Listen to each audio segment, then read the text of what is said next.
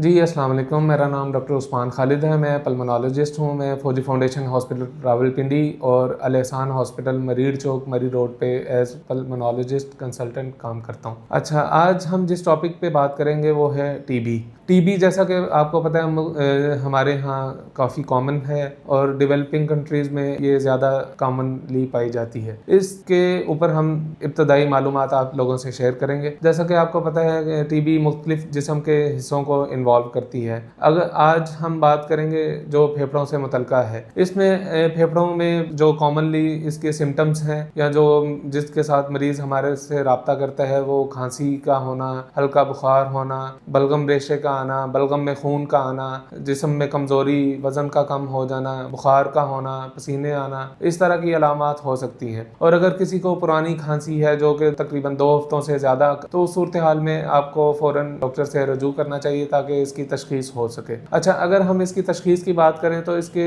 Common जो हम investigations करवाते हैं जिसमें छाती का एक्सरे हो गया, बलगम के टेस्ट हो गए, बलगम में हम वो जरासीम देखते हैं टीबी के, फिर और साथ कुछ ब्लड टेस्ट भी हो सकते हैं। अगर कुछ केसेस में बलगम नहीं आती तो उसका भी हम ब्रोंकोस्कोपी का एक टेस्ट होता है जिसमें अंदर फेफड़ों का मुआयना भी करते हैं और साथ अंदर से रेशा भी निकालते हैं। इसी तरह कुछ सूरत हाल में छाती का सीटी स्कैन और इस तरह के दीगर टेस्ट भी करवा सकते हैं। अगर हम इसकी ट्रीटमेंट की बात करें तो ये काबिल इलाज मर्ज है और टाइम पे इलाज हो जाए तो हम मुख्तलिफ किस्म की पेचीदगियाँ और कॉम्प्लिकेशन से बच सकते हैं। इसमें हमें परेशानी की सूरत हाल में मुब्तला होने की ज़रूरत नहीं है, हमें इसका बर वक्त तशख़ीस और इलाज करवाना चाहिए। पाकिस्तान में इसकी मुख्तलिफ जो अद्वियात हैं वो गवर्नमेंट के अदारों से हमें फ्री ऑफ कॉस्ट यानी मुफ्त भी अवेलेबल है और इसमें प्रॉपर 6 महीने का या इससे ज़्यादा का भी कोर्स हो सकता है। तो इसलिए इसकी तशख़ीस और इलाज की सूरत में आपको डॉक्टर से बर वक्त रुजू करना चाहिए